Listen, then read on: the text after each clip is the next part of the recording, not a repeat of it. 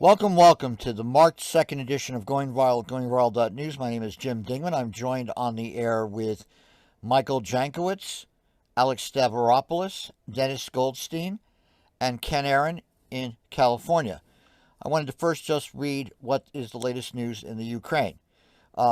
The situation remains dire and filled with terrible bloodshed and human suffering. Today, the UK and 37 countries have referred atrocities committed in the Ukraine to the International Criminal Court. This means that Putin's war machine will be definitely targeted in terms of what they've been doing in indiscriminate bombing and shelling of civilians, which is indeed defined as a war crime under international law. More than 1 million people have fled Ukraine since Russian forces invaded last week. And in just 7 days, we have seen the exodus of 1 million people from Ukraine to neighboring countries. Most of them have gone, of course, to Poland. Today, 4 Russian fighter jets briefly entered Swedish territory over the Baltic Sea on Wednesday. And this sparked a swift condemnation from Sweden's defense minister. In retaliation, the Swedes set up JAS 39 Gripen fighter aircraft to basically scramble and escort them out of their airspace. But that, of course, is an interesting omen of things to come. Today, of course, U.S. Secretary of Defense Lloyd Austin has warned against any rhetoric about the employment of nuclear weapons. Quote, any rhetoric about the employment of nuclear weapons is dangerous, and I think we should avoid that if at all possible. It creates the climate, it creates the conditions for gross miscalculations, and we don't want to see that happen. Vladimir Putin has placed his strategic forces, including all nuclear weapons, on a heightened state of alert over the weekend. So we have different alert levels in the Russian tier of alerts. DEFCON 3 is the highest in our country. They're on about DEFCON 2. Anyway, throughout the night, there's been explosions in Kyiv all throughout the night, starting at as dusk fell. There's been 2 to 4 blasts at 3 o'clock a.m. and shelling going on in different parts of the city. There's air raid alerts in Kyiv, Lviv, Zhytomyr, Chernihiv. Chernihiv is right on the border there with Belarus. They've been bypassed by the Russians as they've headed south. Odessa, Poltava, Zaporizhia, and Zaporizhia I cite because that is the site of one of the largest nuclear reactors in Europe. Most of the electricity, or a good proportion of electricity supplied to people in the Ukraine, comes from that particular reactor, and that has been seized by military operations today by the Russians. There's a huge demonstration. I think people may have seen the demonstration of civilians in front of there. Now, the Biden administration is considering ways to reduce U.S. consumption of Russian oil to punish Moscow over its invasion of the Ukraine. And we have seen, of course, the price of a barrel of gas go up to, I believe it's about $104 to $110 at this point, as well as other commodities have increased. So this is going to have a definite impact on the average person in terms of buying bread, corn. Basic goods are going to further be subject to the escalation of inflation that's going on anyway, given the structural imbalances in the world economy. Let's see. Oh, we haven't even started yet? Oh. What, Ken? All right. Anyway, that doesn't matter. No, I'm not going to do that. I'm lying down, relaxing. In any event, now there's been an amazing video that occurred, a street demonstration of children demonstrating against the war in Russia has been shown, of little kids behind bars. And that, of course, is going to go over very well in international opinion. That doesn't work, Vladimir, with international public opinion. Now, this is quite revealing. We argued about this a few weeks ago. But senior Chinese officials have told senior Russian officials in early February, this is according to the New York Times, again, we're not sure as to the accuracy of this, but let's just throw it out there, not to invade Ukraine before the end of the Winter Olympics in Beijing. And this is based on intelligence reports from European and U.S. sources. Again, who knows if it's true or not, but that's an interesting factoid to contemplate. A person who was arrested in St. Petersburg is Yelena Osipova, who's a well-known survivor of the siege of Leningrad. So you have a woman who's 77 years old, who was obviously a child during the war, who has been arrested, and the video of her being arrested has been shown and viewed around the world 3.7 million times.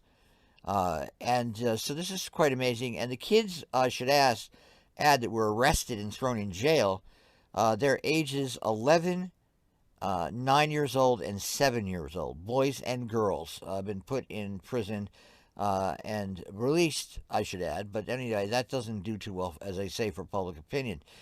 Now, let's talk about the economic impact of this on Russia, the whole gamut of sanctions. Russia has been turfed out of the indices used by many fund managers to decide where to invest after providers have decided to essentially say that Russia is uninvestable. Many have already pledged to sell out of Russia following the invasion of Ukraine, but the process has been made difficult because the Moscow Stock Exchange has been closed all week. It probably was not open today as we speak. So it's interesting to see this happen. I guess some could compare this to putting on the pressure on the Japanese before Pearl Harbor and basically cutting off their oil and imports of rubber and other vital minerals from the East Indies, which was considered one of the acts that provoked them to decide to go to war openly with the West, and particularly the United States, in the fall of 1941. So, this is a dangerous situation we're watching. Netflix has paused all future Russian projects as a result of all this, and they've essentially confirmed that they will refuse to broadcast Russian state propaganda on their streaming services. And they have about 130,000 daily users who carry and look at their products all the time. And what's unclear in Kharkiv is last night it was reported that Russian paratroopers landed in the city. Again, we don't know how large a force that was. We don't have any clear idea what's going on, but there's still fighting going on. Supposedly, they allegedly took control of a military hospital. Who knows what really happened? Russia has claimed to capture the strategically important southern city of Kherson in the Black Sea, and if that is indeed true, that would be the first large city that the Russian forces have actually overtaken. Reports coming out of Mariupol, which is on the Sea of Azov, argue that basically the entire city is reportedly surrounded by Russian troops. And they, of course, are engaging and enduring heavy shelling. A second round of talks is underway in Thursday right now, and that has not been dealt with adequately in terms of press reports. We don't know what's really going on between them, but that's going on as we speak. And finally, just to summarize before I put on some of the news coverage that occurred today, the General Assembly voted overwhelmingly to deplore the Russian invasion of the Ukraine. 141 of 193 member states voted for the resolution, 35 abstained, and 5, Russia, Belarus, Syria, North Korea, and Eritrea, voted against it. Now, let's just see what happened in the NewsHour today in terms of this whole situation. This is the NewsHour today talking about this situation. The United Nations overwhelmingly voted to denounce the Russian invasion of Ukraine today as the now week-long war grinds on in the north, the east, and the south of Ukraine. Meantime, the UN also reported that as of now, more than 800,000 Ukrainians have fled for surrounding nations. After refusing comment for days, the Russians today said nearly 500 of their troops have been killed and 1,500 have been wounded. Those numbers are believed to be actually much higher. Meantime, prosecutors at the International Criminal Court have formally opened an investigation into possible war crimes committed in Ukraine. And after Vladimir Putin raised Russia's nuclear alert level on Sunday, the U.S. said today that it would cancel the test of a nuclear-capable ballistic missile in the interest of not raising tensions further. Nick Schifrin is in the city of Lviv in western Ukraine, and he begins our coverage. Today in Ukraine's second largest city, the brutal bombardments of Russia's unrestricted warfare. A Russian rocket got Kharkiv's police and intelligence headquarters. Also damaged Karazin University, one of the first universities in the Russian Empire, destroying a part of Russian heritage that Moscow is claiming to protect. Nearby, a cruise missile hit Kharkiv's city hall. A volunteer filmed just before impact. And despite promises to only target the military, Russian strikes demolished residential buildings. Residents salvaged what they could carry. After the bombing, another resident filmed the damage inside his apartment. My city destroyed too much. People suffered all the time. We sit in the basement, hiding. 37-year-old Daria Grigorieva is from Kharkiv. Yesterday morning, she and her family braved a gauntlet of attacks and fled the city. I cannot feel myself safe now because my heart still feels like jumped out the chest. But despite her and her husband's trauma, they are trying to protect and shield their children. How are your children doing? They said that it is very scary for kids that could hear these sounds for a long time. They start crying. We try to keep them safe all the time. We didn't allow them to come close to windows. When your children asked you what was going on, what did you tell them? I just said that it is not safe to stay in our city anymore. I didn't say that it is a war. I'm not ready to say it. I don't want them to know it. I want them to be safe, and I want them to stay human, you know. I want them to believe the war exists only in games, but it's not. Outside Kyiv, there are suburbs that are burning. The targets have included homes and playgrounds. And in the city center, women and children shelter inside subway stations. Maternity hospitals have moved their operations underground. Others tried to flee the city over a bridge the Ukrainian military destroyed to halt oncoming Russian tanks. According to a British assessment, Russia now controls territory in red in the north, northeast, and southeast, and is advancing toward Kyiv in the north, Mariupol in the southeast, and Mykolaiv in the south. Russian soldiers also surround 5 cities and are expected to further advance in 3 separate areas. But the U.S. and Ukraine say Russia is struggling with basic logistics. Soldiers who don't have enough food ransacked a convenience store for anything to eat. U.S. officials say the giant convoy near Kyiv is also struggling to get enough fuel. But Ukrainian President Volodymyr Zelensky warned today there are miles to go before they sleep. The time will come when we will be able to sleep, but it will be after the war, after the victory. Today, you, Ukrainians, are a symbol of invincibility, a symbol that people in any country can become the best people on earth at any moment. This is literally a bomb shelter. And so you thought this would be the safest place to be? Yes. 28-year-old Oleg Boyanivsky is not hiding beneath this Soviet-era factory. He's doing what he can to help fight the war, volunteering to receive donations from Ukrainians and other Europeans and ship it to families near the front. Why does everyone want to help? Why is it important for you, it seems, for every Ukrainian to pitch in? Because it's our land. We are fine here. It's already 30 years from end of Soviet Union, and now we are raising as a nation, as a country. Are you afraid? No, I'm mad. I'm mad, angry, and I want to finish it. But I want to save as many lives as we can. To save lives, they take medicine, bags of clothes, and replacement prized possessions for traumatized children. They make the long journey east by car, or if the roads are blocked by Russian soldiers, by train. Rostislav Radish engineered this effort with his phone. He launched this Telegram chat last week. Today it has more than 22,000 members. Digital resistance, where previous Ukrainian efforts failed. In 1932, the Soviet Union forced a famine on Ukraine that killed millions. It's not a new war for us because of in previous age Russians also wanted to kill everybody in Ukraine. But in previous age, we didn't have a big and good communication between Ukrainians, and it was harder than it is at this moment. Now, when we can send messages, and now when we can be united, we will win this war. I know it for sure, because we are on our land, and everyone is fighting for our country, not only soldiers. It's 48 million people that want to live on this land and want to be free. Today, President Zelensky referred to an attack yesterday that damaged the memorial to the tens of thousands of Jews killed in the single largest Nazi massacre of World War II, and said today's Russian government wants to, quote, erase our history, erase our country, erase us all.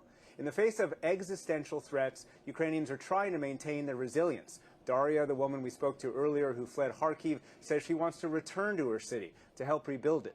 But Judy, she admitted she didn't know when or if that would be possible. So moving, these stories. Nick Schifrin reporting for us live tonight from Lviv in Ukraine. Thank you, Nick.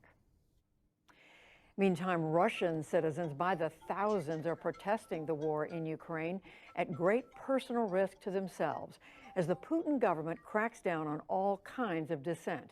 Special correspondent Ryan Chilcote reports from Moscow.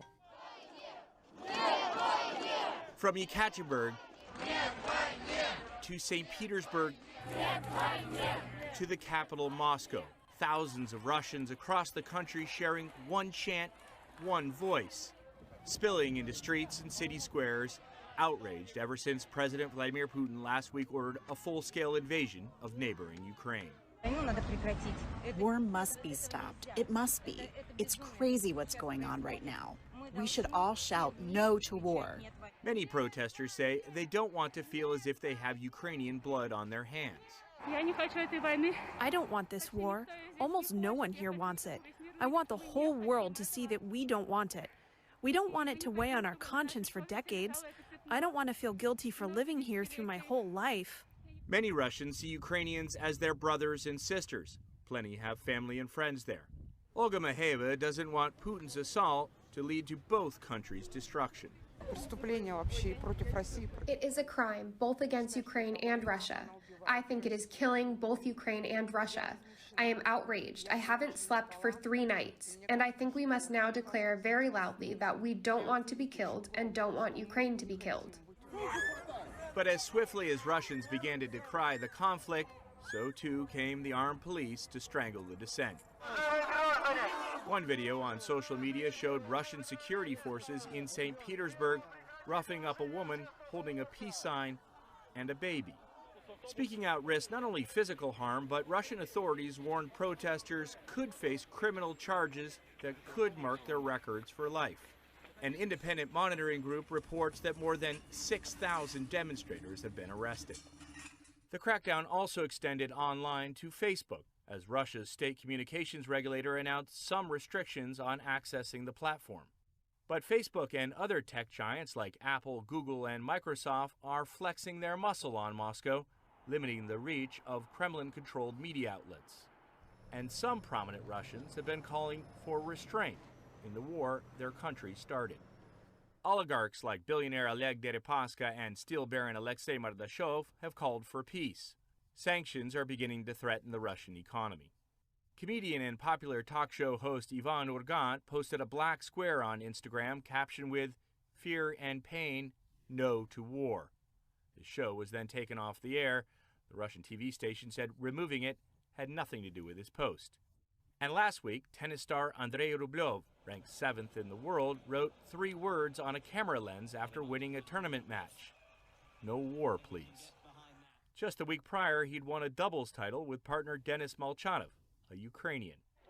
As the condemnations, protests, and crackdowns continue, the Russians, not to mention Ukrainians, are not alone in their outrage. Demonstrations erupted around the world after Putin launched his assault. From the ancient city of Jerusalem to New York City, home of the largest Ukrainian population in the U.S. To Berlin, where more than 100,000 protesters made a show of force. As more and more countries rally around Ukraine, will Vladimir Putin bow to the international pressure? And inside Russia, how long will the dissent last, and how far is the Kremlin willing to go to drown it out? For the PBS NewsHour, I'm Ryan Chilcote in Moscow. And for more on the Russian invasion of Ukraine, plus the reaction and resistance to it, we turn to Dmitry Alperovich. He's co-founder of the Silverado Policy Accelerator. It's a Washington-based think tank. Dmitry Alperovich, welcome back to the NewsHour. Give us your sense of the status of the fight right now in Ukraine. We learned this afternoon that the Russians have apparently taken over their first city, Kherson, in the south. Yeah, I would say the results are really mixed. Obviously, their initial plan was widely believed to have been ill-conceived based on this notion that the Ukrainian armed forces would just melt away and they could roll over into Kiev with minimal forces. That backfired badly, but now they're regrouping. Now they're doing these major assaults, particularly supported with long-range fires, with artillery, with missiles, with airstrikes to suppress Ukrainian forces.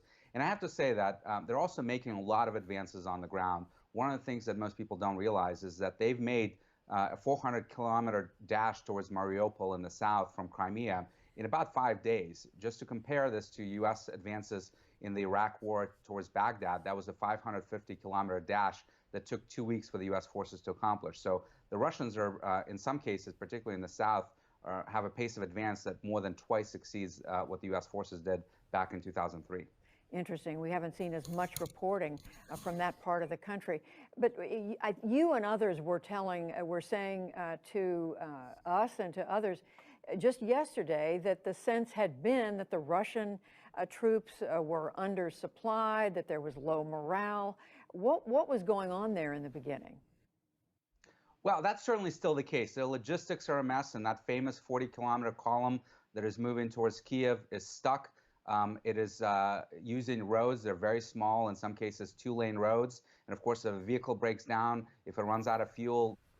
All right. So that's the discussion of what's going on so far. That's the NewsHour starting tonight, talking about the situation. Again, a lot of us are familiar with this, and let's just open it up in terms of what people think. Let's start off with you, Alex. Okay, well, to add to what they said, one thing that the Russians announced is that foreign investors will not be allowed to sell Russian assets. So obviously an effort to, keep Western companies from selling off all their investments in. Also, one interesting thing I saw about a potential way for the Russians to retaliate is was suggestion that basically this was an interesting retaliation, that the Russians could simply declare that they will no longer honor any U.S. patents and basically proceed to make all our pharmaceuticals themselves and, help, anybody else to, and, I don't know if they could do, the mRNA vaccines, but, this would be things like that. And all, essentially technology as well, whatever they could essentially copy. So that would be an interesting little retaliation. Yeah, and it's unclear, but there's, again, as he said, there's Mariupol's been encircled, and also see some people think that the Russians are encircling. It's hard to tell one way or the other. Some people say this is true. Some people say no, it's not. That they're again encircling the Ukrainian forces in the eastern part of the Ukraine, which would be well over 60,000. Yeah, these are guys who are on the borders of Donetsk, and many of whom still are. And there's one thrust again, basically from up to Kharkov, and again one coming up from Melitopol. But again, whether that's really happening or not, there's just contradictory sources on that. So I have no idea what's real there, but, it makes sense that they would do that. And obviously they do pocket, 60,000 Ukrainian troops. That goes a long way to them, winning. So, but yeah, let's let Victor. All right. Well, Victor's here. Victor came Yeah, on? yeah, he's there. Victor. Yeah, go. I thought you said. I thought I was thinking of another Victor. No, Victor Wallis. Yeah. Yeah, go on, Victor. Hi, Your comments and thoughts. well, I have to say I'm here more to learn than to expound.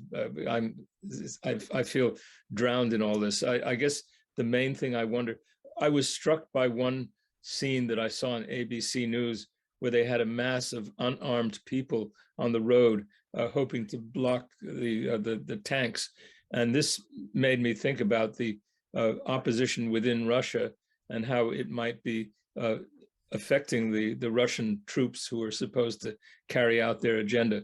But I don't have any special information, so I think I'll pass for the moment on saying anything else. Yeah, it's very unclear. I've been looking at all the Twitter feeds, and you got to take it with a grain of salt. There's no real concrete information about the level of morale. Yeah, I think that was around Melitopol. That was around Melitopol where that was incident. I mean, I did see one poll that said more than 60% of Russians support the invasion, and another one that showed Putin's approval rating going up by 10 points to 71%. So that suggests that this is, still a minority of people opposing and the invasion. Who conducted those polls, Alex? Let me look it up again. I have it here somewhere. Let's see. Wait. Maxim Sukchov. I don't know which organization he's doing. This is the approval rating.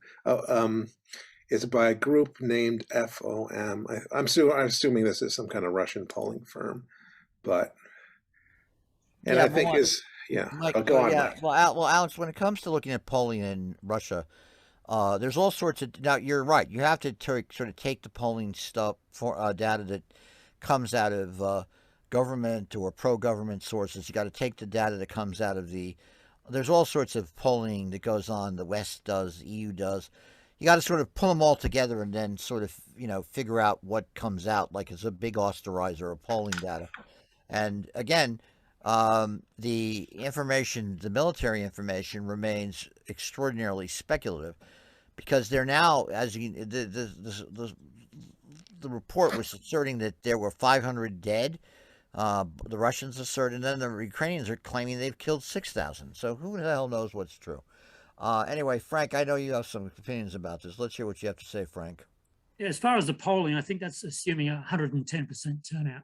So the two things that are you didn't mention about the sanctions is Maersk, the Danish container ship, which delivers an awful lot of merchandise to Russia, is actually not going to do it anymore. That's an enormous hit that will be felt fairly immediately, and also Apple is not going to is definitely reducing every part of it. So that includes if you've got a Mac or whatever. So if your Mac goes down, forget about it. So that's going to have an immediate effect too. Now I have something on Mariupol which actually verifies the fact that it's surrounded. This is by ITV, which is the British broadcasting company. You want to share that? Yeah. Yeah. Okay. Like if Ken could share the screen, let multiple participants share the screen, so you could throw that up. If I can figure it out. Go right ahead. Okay, give me a second here. And I'll tell you one thing. When I was doing the morning show today at BAI, it was interesting to hear the people ask all their different questions, because one person wanted to attack white male privilege, another person wanted to attack identity politics. It was all over the place. They just want to get on the air and gestalt. But it's quite an amazing thing to listen to. And again, a lot of people were skeptical about what they're hearing in the media, which is a legitimate concern. Given, can you see this? Yeah, go on. What's this? Go on. Can you see it? Yeah, got it. Make it full screen, though. And share sound, Frank. Yeah, you have to share the sound. We're not hearing. Share computer sound. It's like go click on the more button and share computer sound. Right. Otherwise, we won't hear it. And then you got to blow it up. I think you maybe did. Why can't I? Okay. Yeah, you got to pull down on the right-hand side the more function, and then it'll say share computer sound, and just put it on mono. Click next to where the mute button. I think that can. The also... city has a large Okay, Greek yeah. community, All right, we and got it. Athens had tried to secure safe passage for a ragtag of Greek diplomats, citizens, and foreign journalists. With Mariupol just 5 miles behind us, tanks suddenly appeared in the mist. We hoped they were Ukrainian, but they were not. We filmed the Russians as surreptitiously as possible. I can count 4 Russian tanks. Thankfully, the crews at the minute appear to be quite relaxed. Somebody from our lead vehicle has gone to have a chat to convince them. You can tell they're Greece because that's a Greek F, the first one. An innocent convoy leaving Mariupol for safety. You can see the Z on one side of one of the tanks. I can anyway. They're definitely Russians. At one point, the tank turret turned our way. We were staring down the barrel. It's not clear what spooked them, but something definitely did. And suddenly, some of the Russian soldiers to the right and left of the tank were kneeling and aiming their rifles at our convoy.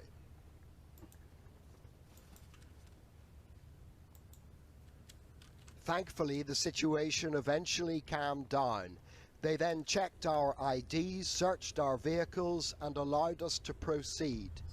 It took a while to drive through what turned out to be a large Russian armoured column. Dozens and dozens of vehicles, armoured personnel carriers, tanks, lorries, hundreds of men. Their presence confirmed that Mariupol is indeed encircled, and it's taking a pummeling. We were leaving behind a city where the deputy mayor claims Russian shelling today killed hundreds of civilians. To the Russian-speaking people of this region, it must feel as if these Russian soldiers are guilty of fratricide. John Irvine, News at 10, Eastern Ukraine. So that was interesting. Where do you think that road was? Along the coast, Frank? I'd suspect so too. Yeah. It could be more inland coming.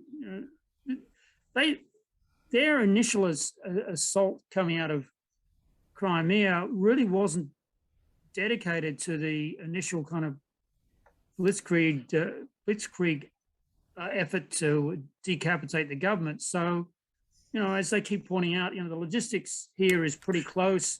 So they're probably not running out of fuel or food. So it's actually, as you would expect, incrementally getting better for the Russians. And they're still a long way from Odessa.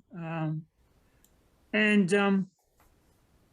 depends how you want to read this.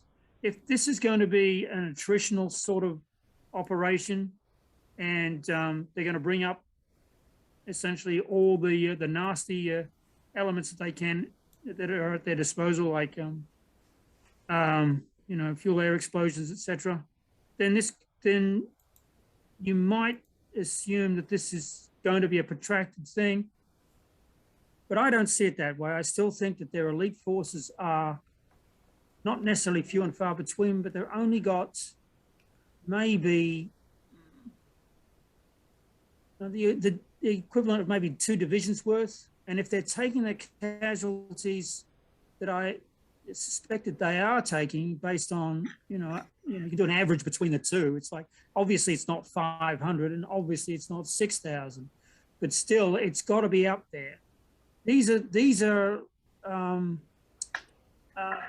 makes it, from the cost benefit analysis, it's not good. It's not good from a military point of view. And I don't think we can underestimate what's coming across the border from Poland and Romania in terms of security assistance, as it's called.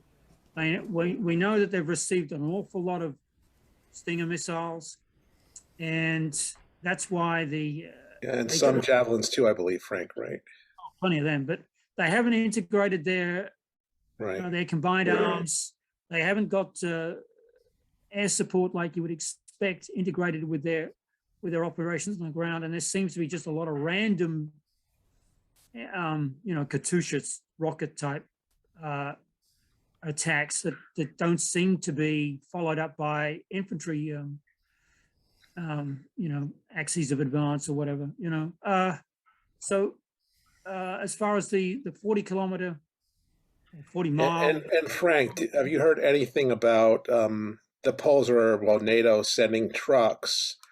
Because, I mean, you got to think that the Ukrainians have lost, they're thin-skinned vehicles.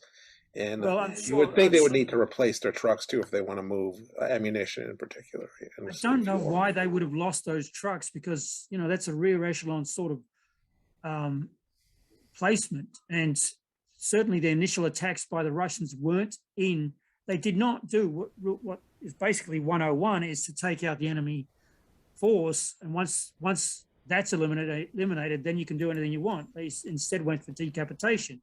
And so now they've got in other words, they went to the bottom drawer and took out the contingency plan, which is a Soviet contingency plan, which is instead of winning the hearts and mind, you tear out the hearts and mind. Actually, Frank, you're wrong. We now have a plan that was captured near Berdyansk from a vehicle that, again, who knows how accurate it is, and I don't agree with you on the issue of air power. I don't. Again, your arguments all the time are based. Let me finish my comment here. Anything coming out of Crimea is still using the initial plan. Anyway, see, we don't have any idea about the air power situation. We don't have any idea about the no, Kenny, we're not doing that. We don't have any idea about the actual use of air power. In reality, there was a rumor to have 90 aircraft come from Poland, from Romania, from Czechoslovakia, and from Slovakia. And that was a big deal about 4 or 5 days ago. Well, it turns out that turned out to be a bunch of baloney, because to actually turn over 90 aircraft would have meant that they would have denuded themselves of their air forces. So there's all this information. Well, no. Blinken was asked that. And he said there's going to be a decision made within 2 days. Okay, so that's not necessarily off.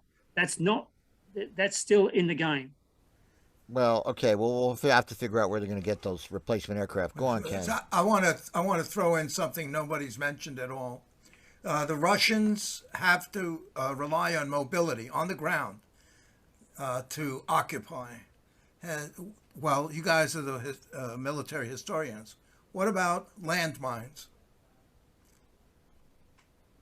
Well, there's been footage of the Ukrainians mining roads, but I haven't seen where that's really slowed the Russians down any. This Russian advancement pretty. And I actually saw there's one video I've seen out there of basically Ukrainian civilians removing mines from the road because they were trying to get out and have, was in their neighborhood, and they're like, we don't want to have one of our cars. Okay, well that's topical. Yeah. That's topical, but I'm asking, could it be done strategically to thwart the Russians? Because this is like the Germans going into Moscow. I don't stall them. Let me finish.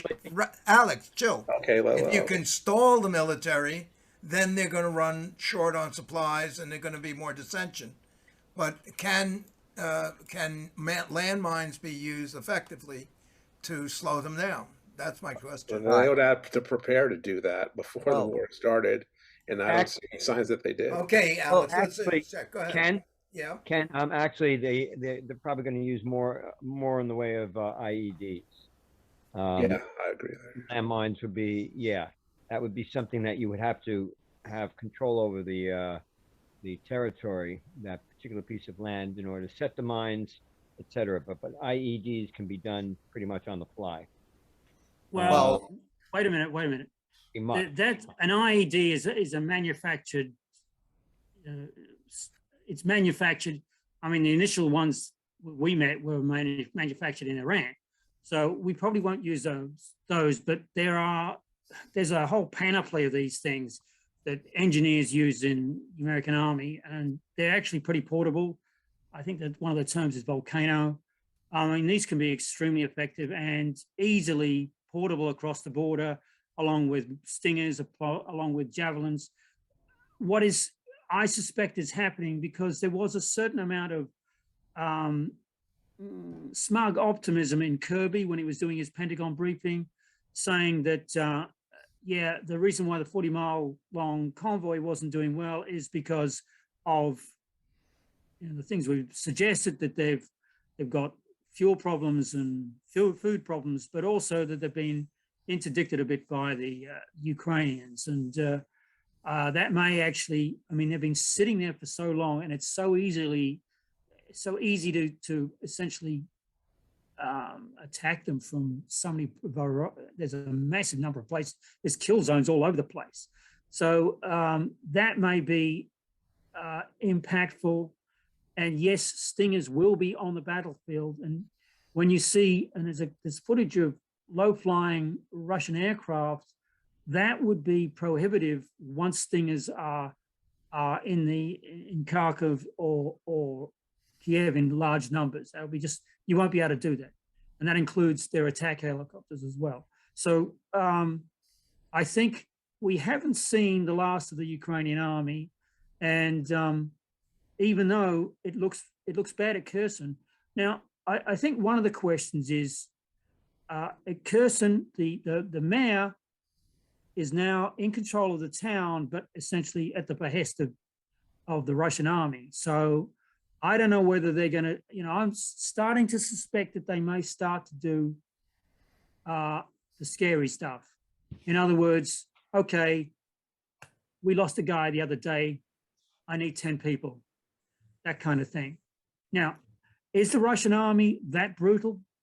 Are there elite units, were they weaned from Chechnya, and are that some of them, ex-Wagner group guys in these elite formations? Then you've got a different kind of mentality, and it's a brutal mentality.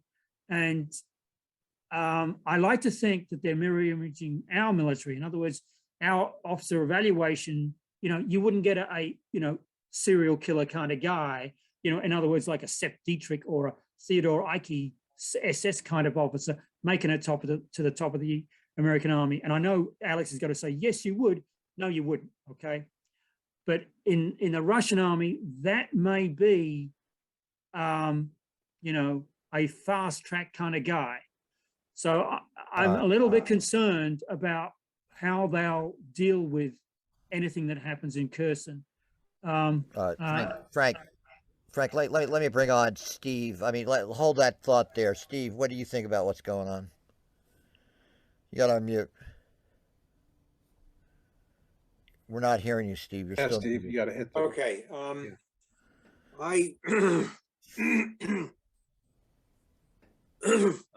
have nothing, since I know very little about military strategy and tactics, I have nothing to add to the current discussion, except that it's fascinating. Somebody mentioned Katyushas, and Katyushas were a major weapon for the Red Army in the Great Patriotic War. So if there's some Katyushas left over, that's really remarkable. I'm sorry I'm late. Had some computer problems. Have we gotten to the discussion of the politics of this yet?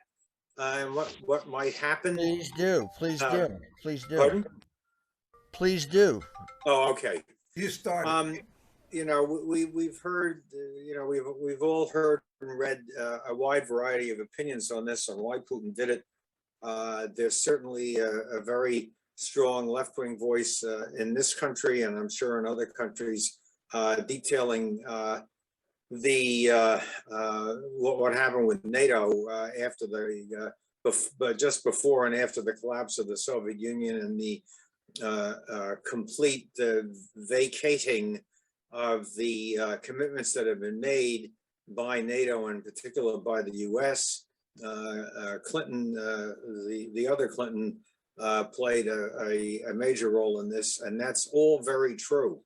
It's absolutely true that the Soviet Union was betrayed, and then early Russia was betrayed by Western policy, and that's absolutely true.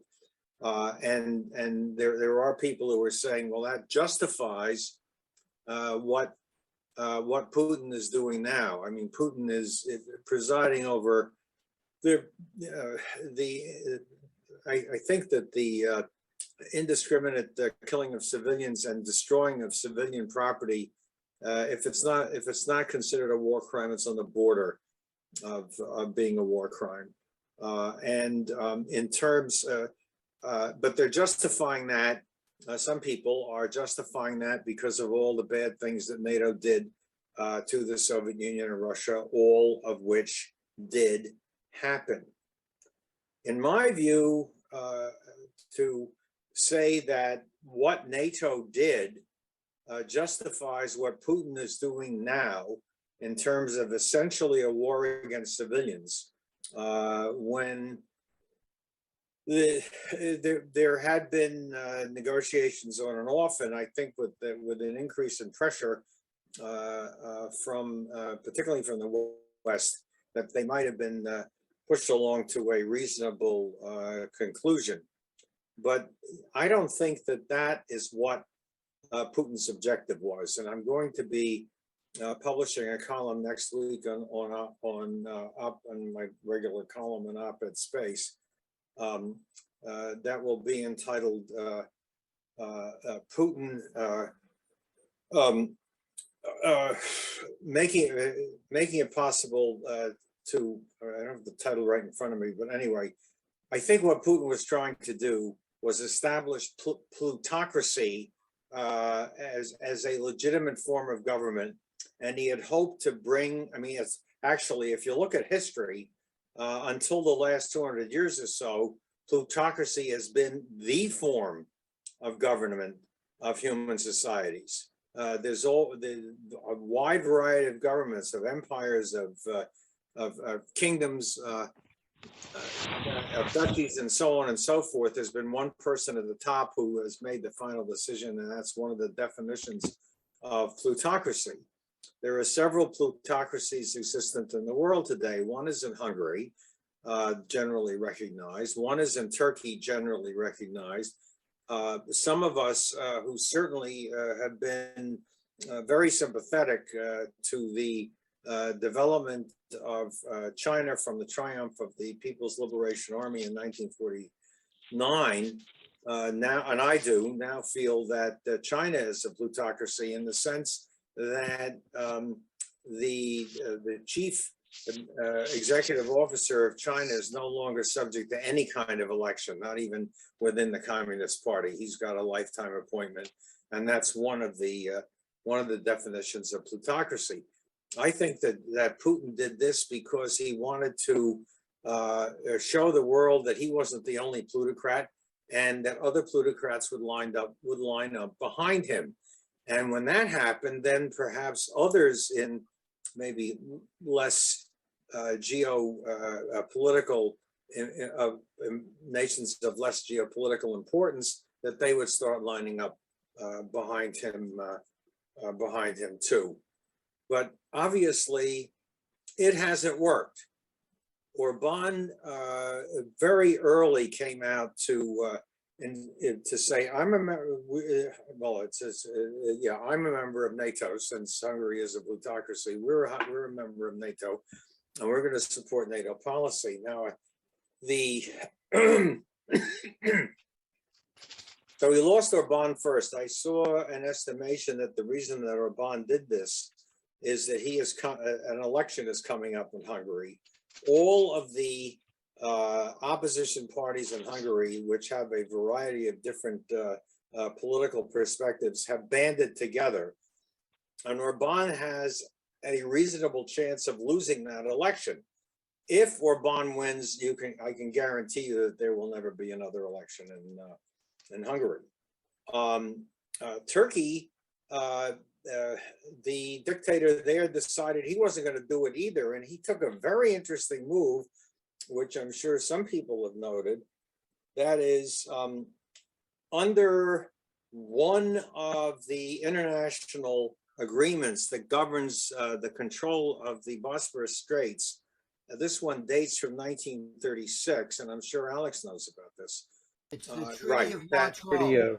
The Treaty of Montreux. The Treaty of Montreux. Right, and there was a particular provision in there that Turkey could close passage to the Bosphorus for warships coming from a nation that was at war with another nation in the Black Sea. And because when I first saw that they were doing this, I said, "Oh my God, he's violating the international agreements that covers the access through the Bosphorus." But that's not true. It's entirely. Then, of course, there's China, and China, it appears to me, is engaging in a remarkable straddling act. I'd like to hear the comments of my compatriots in the program and this. On the on the one hand, they certainly haven't endorsed what Putin is doing. On the other hand, they've said the use of sanctions to deal with foreign policy is not a good idea. Gee, I wonder which nation they were thinking that sanctions might possibly be used against in terms of some foreign policy activity. I believe I'm correct that when the Western banking system has been pretty much shut off to Russian firms, and they thought that they could use the Chinese equivalent, China said no. Is that correct? Alex, do you know about this? I don't know, because would think they would. I think just the whole thing I'm saying as well, just somebody posted that a Chinese friend of theirs in Chengdu, the city, said that at one of the supermarkets they sold out all of the Russian goods. So it sounded like the Chinese consumers were supporting Russian products. Yeah, but on the other hand, they might have done it because they were pretty sure they weren't going to get any more. I mean that's another reason. But in the vote in the General Assembly on this, China abstained. Right. But at least they didn't vote to support Putin. So they're principled on non-interference in any country. So I think that's right. And some people think they're doing this because next week they're going to invade Taiwan. I think that's absolutely who knows. But so as I say, I think that Putin did this for really a world historical reason. He is failing, at least so far. I mean, certainly the plutocrats aren't going to turn around. It's interesting. He got, I'm sure, the people in this group were all very political and we watched this stuff. But Obrador in Mexico decided that he wasn't going to join in the anti-Putin movement. Mexico, with all due respect, is not a major world power. I think it has something to do with oil exploration or selling oil or something like that. But that was really incredible. I won't comment on Cuba and Venezuela. So that's what I think, and I think that it's failing. I think the only way out of this is for the major elements of the ruling class in Russia to get together and get rid of this guy one way or another. I'll make one last comment. One of the first things that Hitler did, well, two last comments. The political, I'll leave the personal one personality one to the end. For those people who were making taking the position that because of all the things that NATO did, which were, in my view, illegal and unconscionable, breaking written agreements and breaking verbal agreements, to say that justifies what Putin did is the same thing as saying that the terrible elements of the Treaty of Versailles, which put tremendous unequal burdens on Germany, they were a major factor in the rise of the Nazis and the eventual triumph of Hitler, that because the Treaty of Versailles was so unfair to Germany, that justified everything that Germany did once Hitler took over. It's that kind of argument that's being made. I don't think that's justified. And I forget what the other one was, but I'll leave it at that. I just need a clarification, Steve. When you're saying the terrible things that NATO did against Russia, you're talking about taking the eastern states into NATO, going against that agreement? Because there were, but they didn't do anything aggressive. No, they're just dating. They're dating Russia's daughter. They're making advances that Russia said you're not allowed. But they didn't do anything militarily to attack Russia. No. In fact, they helped Russia by buying the gas and oil from Russia. That's true, Ken. Absolutely true. What I'm saying is that there were a series of agreements, some in writing and some in terms of understanding, and Gorbachev should have been much better in getting things in writing than he did, that guaranteed that NATO was not going to push eastward to the border of Russia, and in this case also Belarus. And NATO did, and I think that was a point made. Yeah. Okay. Well, hold on, Mike. Let's. I remember. Yeah, one more thing about how it might be very difficult to get rid of Putin unless you're going to try to do it politically within the operations of the ruling class of the Soviet Union, Russia. I mean, let me bring. Yeah, one more thing. One of the first things that Hitler did when he became chancellor was to organize a personal guard of people who took an oath to him personally. There had been, and which still existed for another year, the private army of the right wing, the Sturmabteilung. PSA. He didn't trust them. And of course, he eventually got rid of them. There were either 6, I think there were 8 recruits originally. They took personal oaths to put their lives on the line to protect Hitler. They just happened to wear black uniforms, and they were called the SS. And it grew from those 8 men to what we know as the extermination force of the Nazi government. There is nothing that we've seen the equivalent of this around Putin. I would not be surprised, particularly an ex-KGB agent has a SS around him that's secret, and that might make it very difficult for people who want to, shall we say, Putin in one way or another, to actually do that. That's it. All right. Well, let me bring on Dennis. Dennis, you've been waiting patiently. Supposedly, he has his own personal A-bomb out there in his dacha. That's according to one of the people who broke with him. So I guess he has a way to, go to blow himself to kingdom and come if he wants. Dennis, you need to unmute. Dennis? You got to unmute, Dennis. Just unmute. You're not there yet. Okay. While Dennis is unmuting, there's a lot to talk about. We'll respond to that in a minute or two. You bring up the Waffen SS, you forget what kind of crowd you're here with tonight. But anyway, while we're waiting here, I think Michael, just let me. I'll tell you what. You give me a call when you want me to go on. Well, yeah. Just let Dennis express himself. Finally, there you go, Dennis. Go on. Yeah. Okay. What's your opinion? I think the principal part of the contradiction between NATO and Putin is on NATO. It's not that I like what Putin is doing, but NATO has been pushing against their own agreements with with Gorbachev. Uh, I think they pushed him.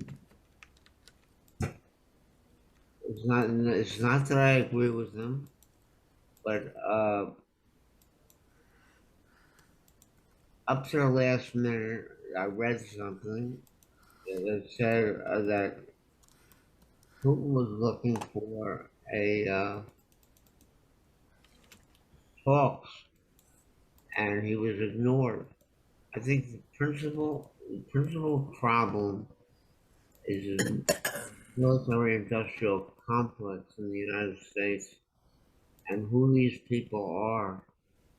The neoconservatives are a real problem that nobody is mentioning, nobody is dealing with, and we have to deal with them. They are,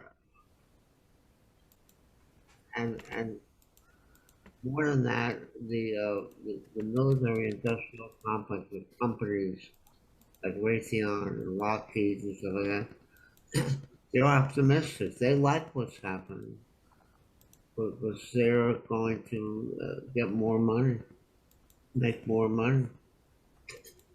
And there's a problem. Capitalism is a big problem. And we're not talking about that either. I'll leave it at that. All right, thank you, Michael. Excuse me, thank you, Dennis. One thing that he raises that it's sort of what I found mind blowing this week was to watch the speech of the German Prime Minister Schultz, essentially reversing all their foreign policy assumptions since the end of World War II. Quite amazing. And I think I was listening before we came on this call to a Worker World Party teach-in, which, I figure I can be open-minded. Let me hear what these guys have to say. And it's pretty clear that the question of NATO enlargement has to really be sussed out and accurately, sort of let's figure out what really happened back there.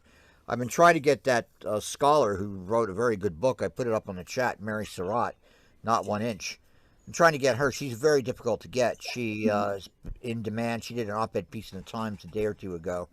So I recommend that book as one way. I also talked to John Prados earlier today and asked him who at the National Security Archives is the person who's been doing all those data dumps on the NATO enlargement issue.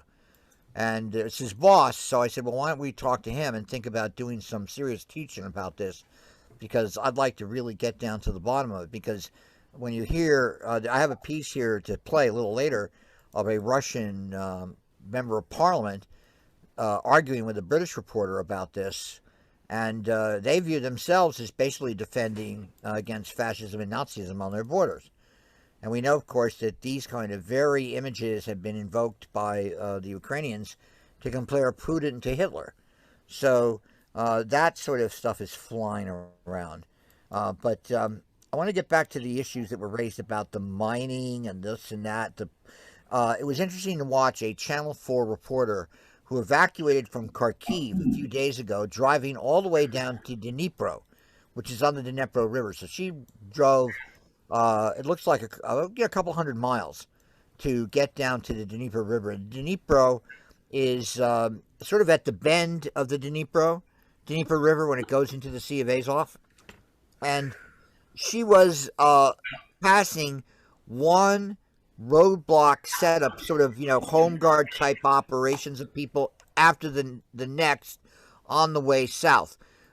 In other words, mobilize populations that are anxious and willing to fight and die against the Russians. And I have to admit that when I've been watching that piece that you showed earlier, Frank, I mean, those guys were pretty disciplined. They didn't just blow them up out of the water there. They just didn't, they didn't basically eliminate that press car and shoot them and kill them. The Russian soldiers are, I know there must be uneven experiences of this and etc., but they're obviously not ordered to go out and kill civilians indiscriminately if they can, quote, avoid it, because what's the purpose of overthrowing the government? Really, it's just, again, I know what's happening in reality. They're using artillery and all sorts of, and it'll be worse and it'll get worse as we watch this unfold. Whether they want to turn Kharkiv and Kyiv into Grozny after the first Chechen war or the second Chechen war, I don't know. I mean, but that's where we're heading, unfortunately, with what I see going on. But everybody else, Frank, go on. What's your response to all this stuff? Well, if they're going to do it in Aleppo, that's my concern is I don't think he'll ever go to tactical nuke, but he might go to chemical. And that's particularly ugly. And I really do believe that what's coming out of Crimea is still on the original playbook. And they're doing something that I would expect them to do. They're, as you pointed out, somebody said that they made 400 kilometers in 5 days. That's not bad going. But the fact that the decapitation failed miserably, what's going on in Kharkiv, and I'm not sure what's supposed to happen in Kiev. It's just bizarre what that convoy column's doing. But definitely in Kharkiv, it's a different it's a different approach. It's almost schizoid, as if they've got, if they did in fact insert airborne units, that's, as pointed out by other pundits, it's like an extremely risky move. Now, it's according to BBC, so it's a pretty reliable source that they dropped in airborne units. So there's a desperate measure here. Now, whether we're going to see a von Stauffenberg appear from nowhere and try and take out Putin, as somebody pointed out, as Stephen pointed out, that's, what's probably wishful thinking. He's got an apparatus of security around him that is pretty airtight, I should imagine. But not sure what the next event's going to be on the ground. Is the unit coming out of Crimea going to go straight for Stavropoulos? Now, those people who were standing, they already are. They probably already took it.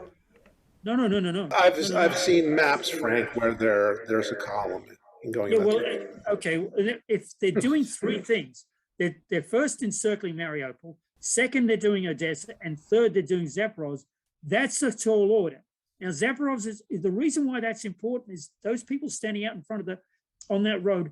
That's where there's 5 nuclear reactors, okay, in that area, and those were nuclear reactor workers. That's what they're standing out there for. So I don't believe they're there yet. They're not there yet. Now, what the Ukrainian army's got in store for this, I mean, you can't continually split your advances into multiple axes, because inevitably that's going to spell ruin at some point, because the other side is still extant. You know what I mean? They did not take out the enemy army, which is, your adversary is in the field. If you don't take them out, you haven't completed the mission, essentially, the first mission, and then you can do everything else that's extracurricular. So it's getting interesting, and there is the possibility of minefields. You were talking about minefields. Absolutely, there's a lot of the Volcano M136 mine laying apparatus is extremely effective, much more effective than IEDs. But whether those kind of packages are going to be given to the Ukrainian army, I mean, it is a security thing. So security assistance, we don't know what they're piling over the border. They're saying it's happening. So as far as what kind of leadership these elite forces have, if it's mirror images ours, which I'm hoping, then they will be concerned about not harming civilians, if possible. But there's one footage of a Konotope where a Russian officer appears with 2 grenades in his hands, and he comes out and he says, if you don't basically give up or come to terms, we're going to put artillery on you. We're going to decimate you. And this is near Sumy. Not sure what the situation is. There, according to the Daily Telegraph, it seems that there's an agreement that they're going to be bypassed. They made an agreement. So that's interesting. And whether that's honored, I'm not sure. But it's also a ballsy act by the guy who got out of the Russian who got out with his, with two grenades in his hand, because he was about to get his head ripped off. But there's courage on both sides. I mean, that's another point. Yeah, that's about all I've got to say for the moment. All right, Victor, you have your hand up. Let Victor want to say something. Go on, Victor. Just really a quick comment on how we view NATO and Putin. I've been stressing all along in our previous conversations the role of NATO in pushing him to his present position. And I absolutely agree that in no sense justifies what he's done. However, it's very important to keep that in mind in terms of thinking of any kind of any possible solution. I mean, the solution to this is still ultimately going to have to include, among many other things, a renunciation of the effort to bring Ukraine into NATO. I mean, the NATO. I mean, I think my concern is really with what the popular movements should be demanding everywhere, and I think we should be demanding an end to military alliances of any kind. So, really, the dissolution of NATO, but certainly not the extension of NATO into Ukraine. So whatever else happens, and I would certainly be delighted to see Putin go, but we don't have the control over that. I think that if we make have a strong popular presence in this country and supporting the presence of the protesters in Russia, also, not to mention the civilian resistance in Ukraine, but to think of the outcome, we have to think of ending military pacts and also, of course, ending nuclear weapons, because that's the sort of the scary thing in the background to this whole thing, the possibility that because of miscalculations, if nothing else, that it could end up in a situation of nuclear confrontation. All right, let me show you this map. Now, here is the Konotop area. This is that area that he was just referring to. Now, the amount of forces up there is not particularly large. See, that's the other thing. Some of us think about, the thrust of the Red Army in 1944 45. Yeah. This is not that. These are actually small units. This is 2 battalions of troops, not a particularly large force. And there's Konotop right there. This is a map done by one of these open source intelligence guys earlier today. All right, and he's one of these guys who collates all the different TikTok videos, Instagram. Now, so that's Konotop right here. Now, this is the area to the here is Sumy right here. This is where they're still fighting, and as you can see, they basically bypassed Sumy with their forces and kept on moving into the Ukraine. But this is not large forces. A tank battalion. This is as of today, by the way. So there's a tank battalion here at this particular area, Trust Italianettes, and there was examples in the video footage of civilian sort of opposition to the Russian presence. They were saying, "What the hell are you doing here?" And we go further to the west, rather. Here are the forces actually coming in from this direction against Kyiv. And what, 1, 2, 3 battalions of tanks, of mixed, basically battalion tactical groups. Not an overwhelming force. I have no idea what's the composition of that column that stalled over here to the northwest of Kyiv. But this is not particularly hard to stop with, determined infantry. Jim, we lost you. And you can't. It's funny. They got this stupid mic on. Is it better now? Yeah. All right. Weird. Anyway, and so I just wanted to show this to you because, we're not talking about great thrusts across the plains of France or Germany with literally thousands of tanks. We're not talking about large. That to me is that point you made, Frank, a couple of days ago about the fact that these battalion tactical groups equal about 20 to 30,000 infantry.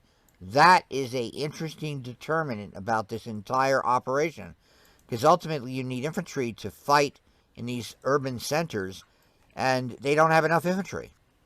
If the Ukrainians really resist in any kind of really vehement way. Now, this is a British map done today. This is a British military intelligence map released to the public. And as you can see, Mariupol is essentially being depicted as being enveloped, and this is interesting. There's a thrust coming out of Donetsk, obviously link up with them. And look at this. There's another thrust coming out of Luhansk. This is the Luhansk Donbass and the Donetsk Donbass, and it's coming out of all these forces around Kharkiv. And then there's fighting around Zaporizhzhia, and here's Dnipro, by the way. There's fighting going up to seize this nuclear reactor. And then what they were showing, that footage of people confronting, was down at Melitopol. That was the footage of, I think they even showed Russian troops shooting at them earlier today. And here is, again, we don't know at all in any detail what the hell is going on in this area here. None. I mean, we're all speculating. We really have no idea what the hell is going on. And here's this Kherson issue. So here's troops exploiting the capture of Kherson. I say that in question marks. And they're moving further westwards. And again, it probably is a couple of battalions of troops. Yeah. So and Jim, I found a Ukrainian source that has some interesting maps. All right, let's go. Yeah. So, again, this is first showing what's going on in the east. So you can see there's Mariupol, so you can see that. Oh wow, where'd you find that? But this is showing. This is the Dragon First live journal. But here again, they're showing again here. These are. Could you zoom in really close, because it's too much detail. Make it much larger. Let me just put it full. Yeah.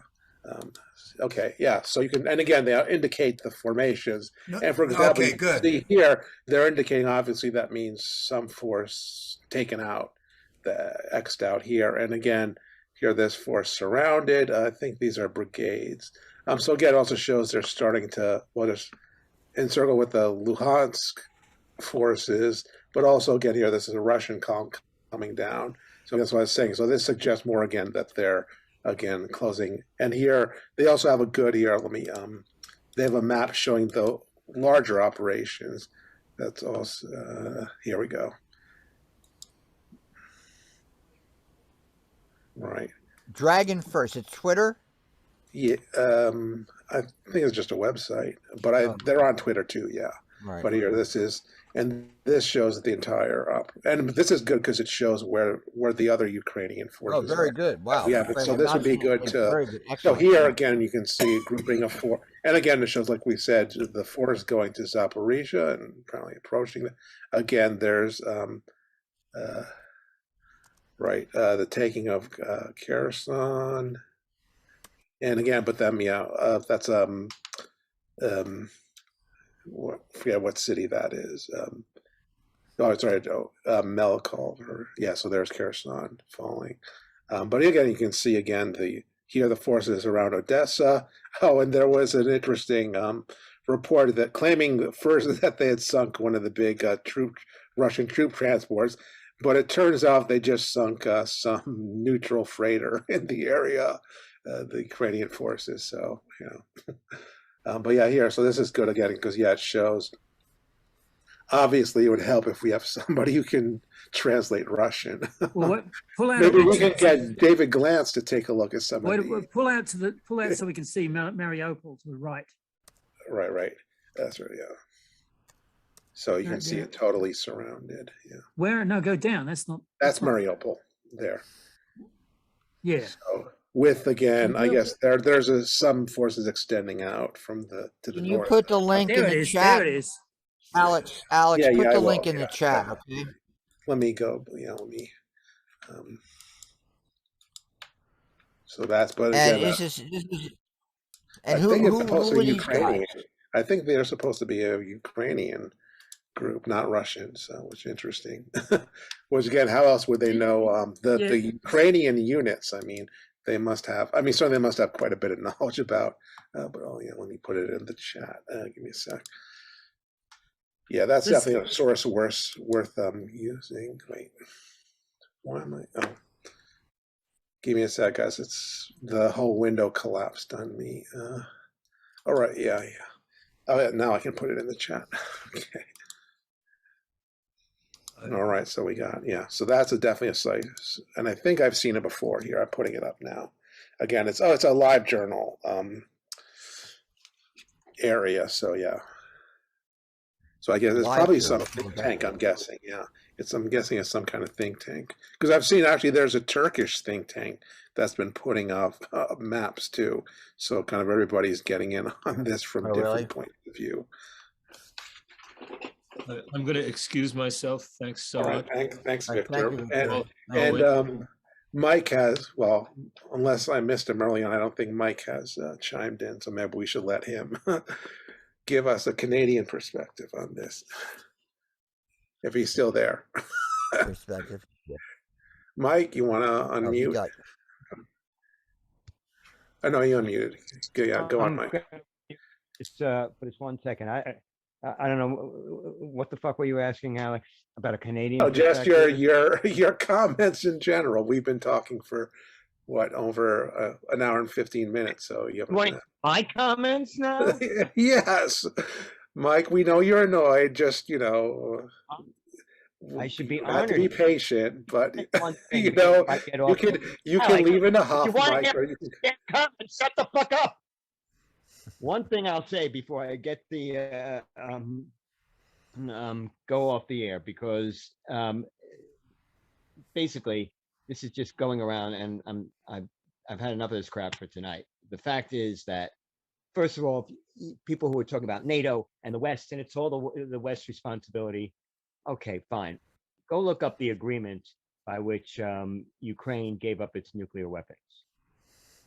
Go look at the agreement for that. There's been betrayal on all sides. Fact is, there's a war going on here right now in Ukraine. People are dying.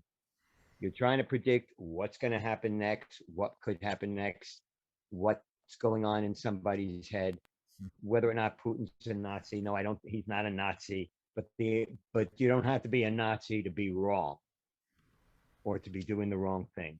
Fact is, there is a war. People are dying. And maybe we should take into consideration that trying to do something that might have some productive value. Just a suggestion. I'll leave you guys to mull those points over, and I'll see you at another time.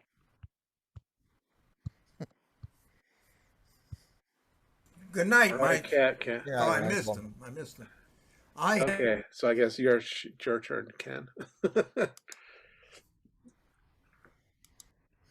Oh, you muted yourself, Ken, before you started talking. You should thank me for doing that. So anyhow, I have an observation and a question. I'll hold the observations off because we just went through a set of observations from Michael, So I'm going to tear my shirt. Maybe that'll help. So anyhow, I have a question, which is, does anything in the NATO agreement prohibit Poland from participating significantly in assisting Ukraine? Poland, or Romania, or Moldova, or Slovakia. In other words, just because they're part of NATO, they could still send in... They can join the war, but then they can't expect NATO to come to their defense because they're being... No, I understand that. But there's no prohibition for Poland to say, fuck NATO, we're going in with our trucks. Right. Well, even if they go in like passively to provide medical help and food supplies and transportation, civilian support, and they could come in like that without bringing any guns. Or they could come in with guns and, like peacekeeping like the UN should be doing or could be doing. So there is a potential for that then. It's not a violation. Correct? No. I mean, again, it would it would be concerning because then if the Russians strike them or even strike in Poland, they have troops in Ukraine. I mean, what do you do then, essentially? Well, you got They're a lot. involving themselves in another. That's one reason why, again, at least for now, again, the Bulgarians and what the Czechs and I think the Poles have at least publicly stated they're not going to provide planes to the Ukrainians. And there was even some suggestion, the Ukrainians would fly planes out of Poland, which is, that's just begging the Russians to attack those airfields and, start World War III or something. So. Right. Well, what the NATO would respond to a complication like that or any other kind of complication like that, I'm sure they have a lot of PhDs and elite people running NATO and in the European Union, and that's what they're supposed to do, is solve these complex problems. So I wouldn't worry about the complexity, but it's potentially there. The other thing I did want to make this comment, which is it's unfortunate that people will monitor their ability to recall things. They'll go back in history just to the point that defends the viewpoint they have. So because I wasn't aware of the fact of the universal election which occurred in Latvia, Lithuania, and Poland that said, we want the USSR to take us over. They just they opened up with open arms and said, come on in, take us over. And now, the USSR or Russia, what's left of it, is saying, no, you cannot be with NATO. That's not okay. Same thing with Ukraine. They opened their arms to have the USSR take over control of the Ukraine. So, and the other part is this, like I think Frank was saying already, deception, betrayal is part of all systems of conflict and combat all the time. Even in football, you fake to the left, run to the right, hit them with the left hook, then come on the uppercut. Betrayal in combat and military all the time.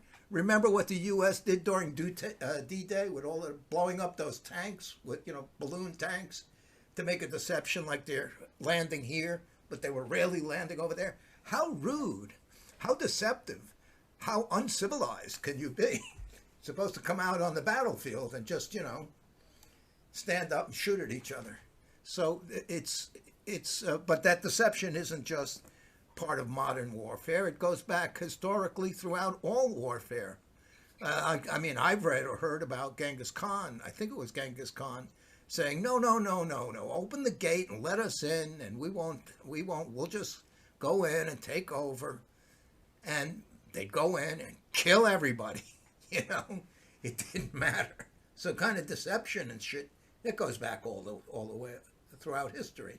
It comes down to who's going to fight, who's going to stand up on your side, who's got the better strategy, the better weapons, the greater persistence, and the higher level of intelligence.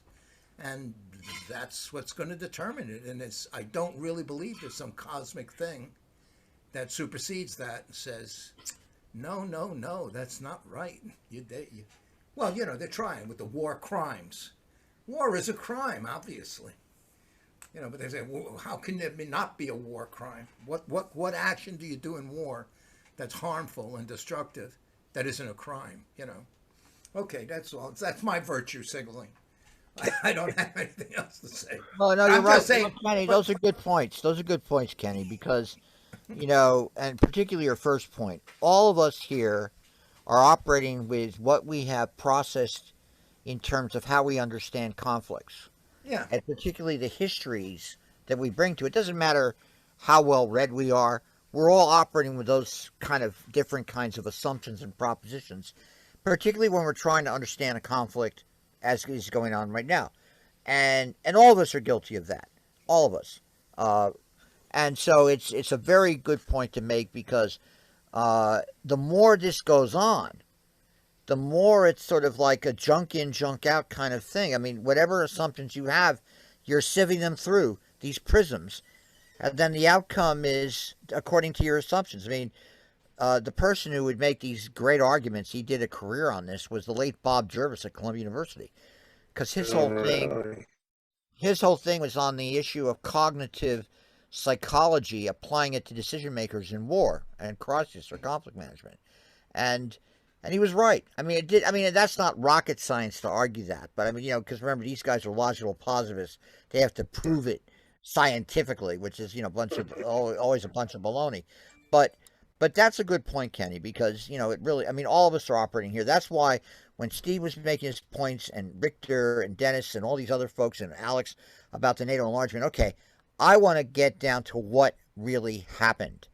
They could be 100% right in terms of what really happened. I've read all these things about NATO enlargement, but I wanted to play this woman who's quite amazing. This is sort of a little interchange that the Channel 4 person had. And Jim, yeah, I want to get a chance. Also, I want to play this thing on the Democracy Now! Had about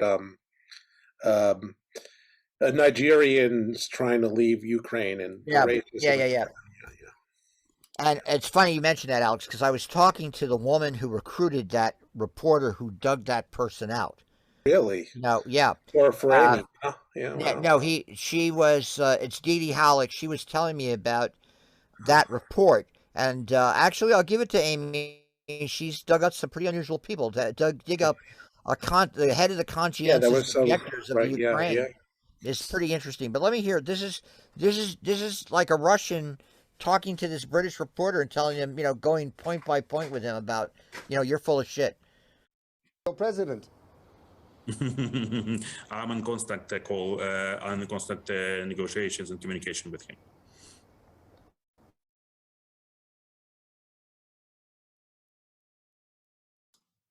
Very much. Thank you. Well, in Russia, the jailed opposition leader Alexei Navalny has called on people to take to the streets to protest against the war with Ukraine, telling them that Putin is not Russia. Well, earlier I spoke to former Russian MP and diplomat Natalia Narochnitskaya. I asked her how appalled she was by what she was witnessing in Ukraine right now. Fortunately, we have to hear some commercial before that.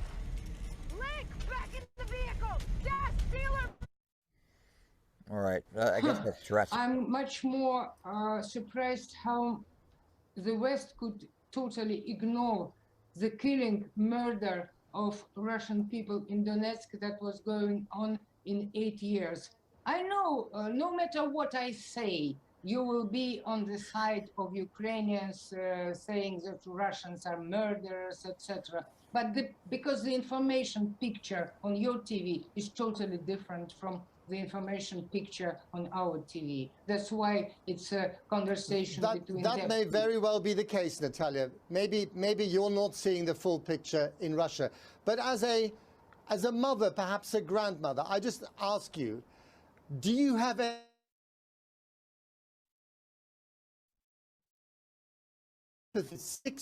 shells? Oh, I do have great sympathy because I'm a mother and I'm a grandmother. And of course, I take the whole situation as a drama. Do you know how much suppressed were Russian people in Donetsk? Because their only fault was that they wanted to stay what they are, to continue to identify themselves in Russian language, continue to, they were forbidden that. And they declared autonomy. And that's why they started being let's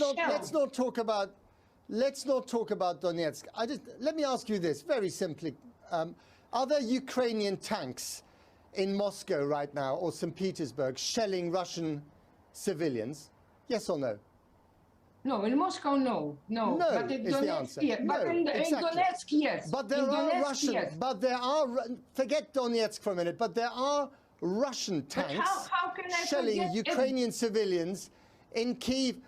You keep talking about the past. Let's talk about the present, the here and now. There is an army of 190,000 soldiers and hundreds of tanks and artillery and helicopter gunships and cruise missiles and the whole box of military tricks descending on a country that, I'm afraid to say, does not want you here. Whether you like it or not, they don't want to be liberated or denazified, or whatever you want to call it, by your soldiers. My dear counterpart, you chose to say that you agree with the desire for some people or authorities of these people to stay Nazis. I wonder what you think will this lead to? What's the end game here? Because even if you flatten this country and you occupy it, you're not going to have people welcome you with flowers. So how does this end, Natalia?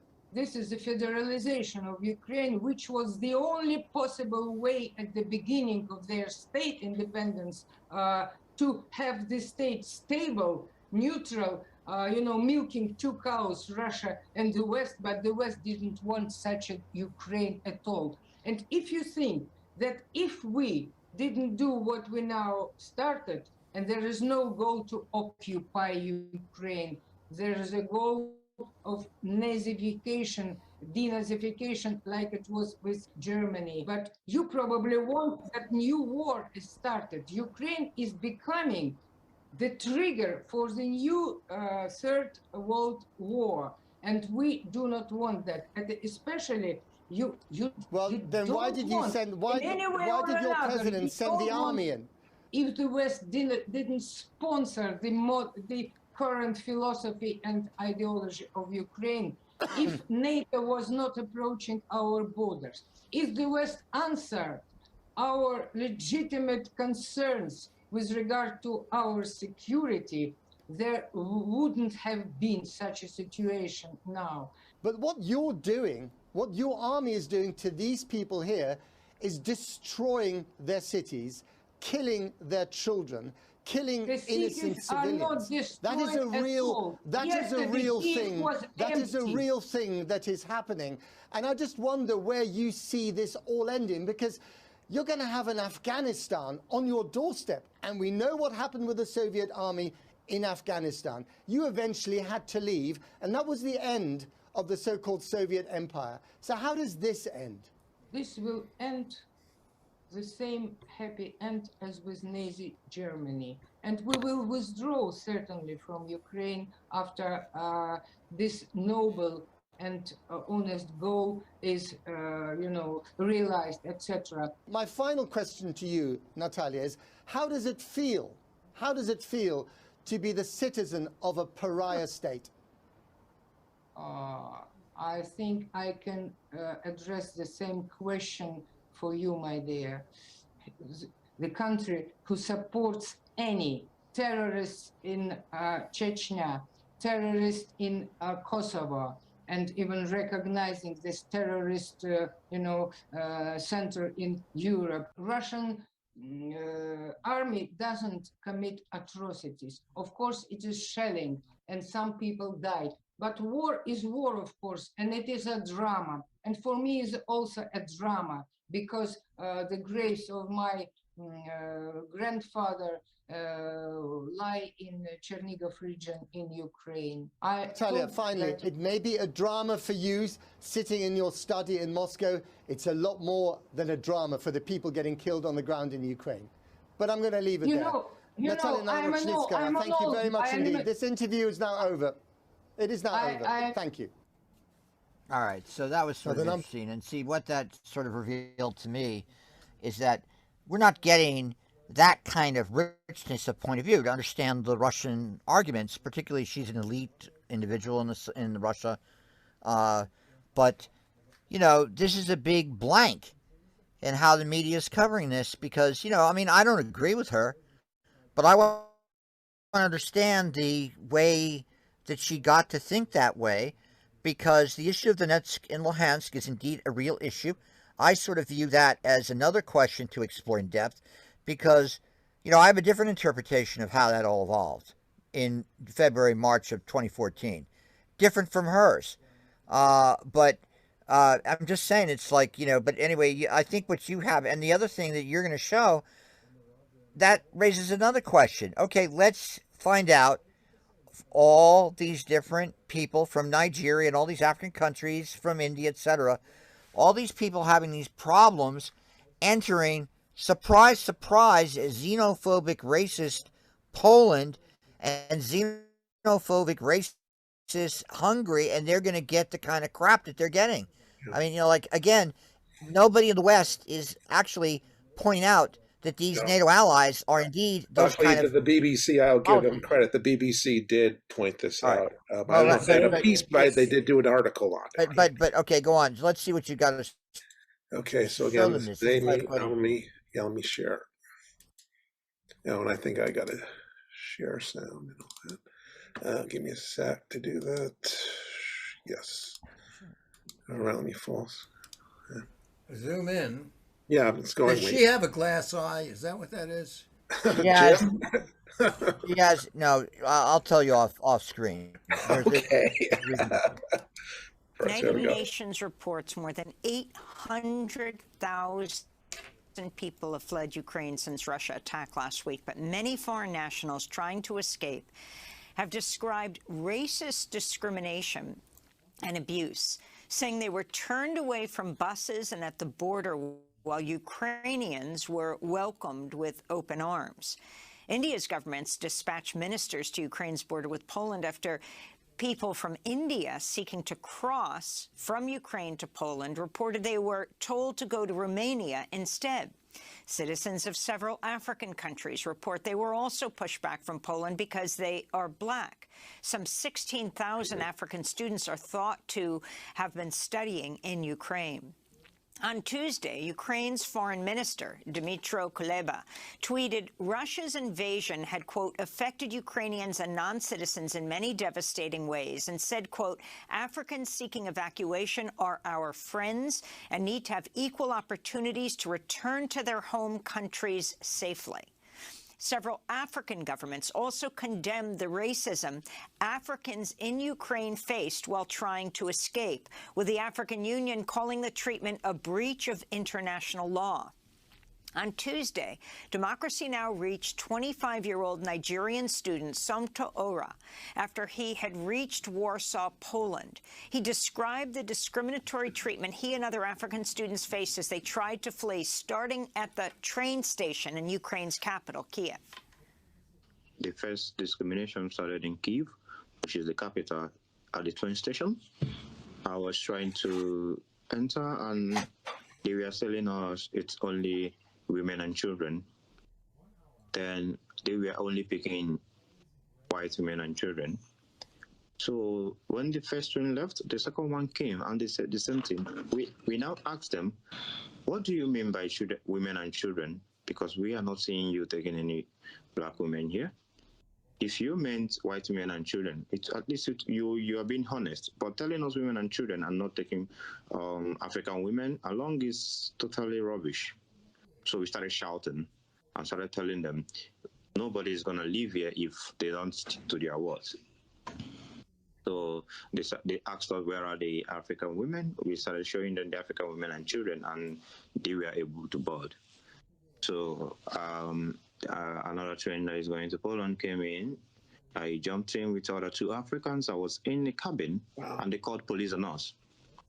The police came and told us to get out of the train. They dragged us out and told us if this train going to Poland is specifically for Ukrainians only. So we have to wait for another train that was in the night. That train came in, they told us the train is not going to Lviv, which is the city that has border with Poland. So we copied the train number and sent it to my friend. I copied it. My friend also copied it and sent it to his girlfriend, who is a Ukrainian. And the girlfriend told him that this train is going to Lviv. Don't listen to them. Jump in. The train was about to leave. We jumped in. They already trying to close the door. We told them, you either open the door or you push us on the way. So they have no other option than to open the door. So we went in. We were the only Africans in the train. When we got to Lviv, the whole train going, the first train came in and they told us it's only Ukrainians, women and children only. And they usually pick more white people than black people. We started shouting again. So when the second train came, we have to push the whole white African women and children to the front so that they were able to take them. Then we had no other option than to look for a taxi that would take us to the border. Then we got to a barricade that is 30 minutes away to the border. And the barricade told us that the soldiers there, with the police there, separated us. They said foreigners go this side, the Ukrainians go the other side. So time was going. I asked some people there, how long have you been here? One said 3 days, the other one said 2 days. They were like, no, I cannot endure this. I have to find a way. So in the morning, which is the next day, we started protesting and telling them they have to let us go, that this is rubbish. They take in like 100 Ukrainians and then taking like 2 Africans. It doesn't make sense because there are more Africans there than Ukrainians at the border. So we started pushing, and the police cocked their guns and pointed us gun and told us that they're going to shoot us. We told them that we are students, we just want to go home. And if one person gets shot here, that we will never take it lightly. We are thousands here. I don't think all of them can kill us. The police came in and drove with speed, parked in our front, brought our gun like the soldier, and told us that they're going to shoot. We told them we don't care. We have to pass. So we started pushing over. Before we know, all of us started shouting, yay! We broke the barricade and started running across towards the border. So some of them started beating some people with baton. Meanwhile, when we were trekking to the border, Ukrainians were helping us. They were giving us food and water on the road, which is very nice. The only people that discriminated against us were the officials, that's the law enforcement officers. Then after the whole day, in the night, they started allowing the men because there are only few women left. So it was pretty easy for us to cross over, and at the Poland side, there was no discrimination. So we want to continue our education, and nobody wants to go back without completing their education. So we also want the world to know that it is actually not good to be asking the world for help while committing war crime and discriminating against Africans. It never made sense. I was expecting people at war to be more compassionate. I wasn't expecting them to do such things. Right. So as they said at the beginning of the clip, there also actually this. I conned on to this because I heard, saw on Indian TV a piece about their Indians who are trying to cross the border being discriminated against, which because their media has been saying quite a lot about that, and noting the racism clearly behind what was going on. So, but this is obviously very unfortunate. And it's not unfortunate. Anyone want to comment? Again, no, but it's not unfortunate. We know what has happened as a result of the refugees from Syria, from all the wars in the Middle East, and then all these Africans coming into these societies, and particularly in Eastern Europe, and they're closing them down, and then of course, remember one of the things that was going on with Belarus, if you recall, in the summer of last year, was that they were basically flying in people from Iraq to crash the border with Poland and Lithuania, and that was causing all sorts of tensions. But in the middle of all this is the domestic politics of Hungary and Poland, which is its own trajectory. And so it shouldn't surprise one, but this is actually this guy and other people. I mean, Didi Halleck was wait a minute. Crazy. He made the point that there was no... Let me finish this. Let's go to Frank. He hasn't spoken in quite a while. Yeah, I know, but Frank's going to go on. I just want to finish this point about this guy. This guy has to be, all these people that are doing this. This is perfect to get them on to talk about this in general. To get a whole bunch of Africans who are experiencing this. That's definitely something that would be good. Go on, Frank. Well, I mean, I first saw this repeatedly on BBC. I mean, they would take this very seriously. But he did make the point that once he was across the border into Poland, there was no discrimination. So that's interesting. Now,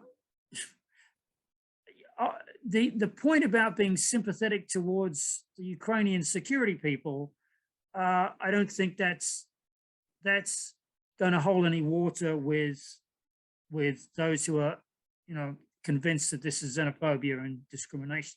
So I'm not going to go there. But there is a bigger picture here, because when they did the vote to condemn, if you look at those countries that abstained, you need to have some kind of justification for doing things.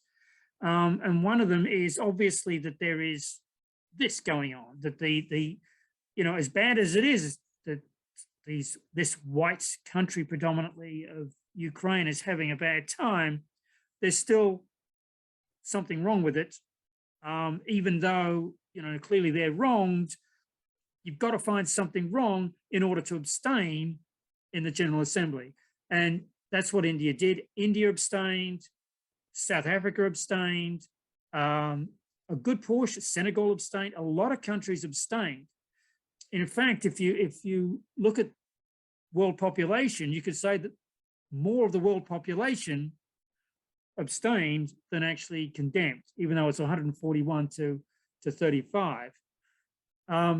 So I can understand why there's a political motivation behind this to somewhat exaggerate this discrimination. I mean, if it says women and children first, and there's black guys saying that's not fair, well, even though that's a sort of a legitimate argument. He said African women and children were not being allowed to. The BBC was showing that in the beginning, what was happening, and clearly a lot of black male students were trying to get on the train, as he mentioned, and that was contrary to the understanding of the security that only women and children could get on. And eventually, as he pointed out, black women and children were allowed on first, and then finally, black women were allowed out. Black men were allowed out. But that's not really the point. The political argument is more important. What overrides is the fact that they're using anything at all to vindicate their action, which is to abstain from something that is clearly, they needed to condemn. So, they're using this. The Indian government is using this as a, raison d'etre for doing what they did, which is abstain. So I get it. It makes perfect sense to me. And if you're clutching at straws, basically, it's clearly the Russians are doing the wrong thing here morally, but they didn't want to condemn Russia. So they said abstain. Got it. Ken and Jim, I'm going to take my leave for the evening. Fascinating discussion, people. Yeah. And, thanks for being on, Steve. Yeah. Thank you, Steve. Good night. Thank you.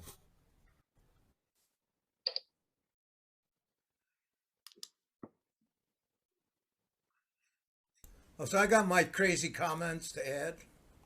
Do you have a clip, Ken? No. Nah, I don't want to put any clips up. Okay. I got a clip about, alternative energy, things like that.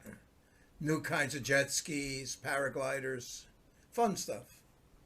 But I wanted to make a comment. I always like putting out noticing the Ukrainian, the Ukrainian men and boys are staying to fight.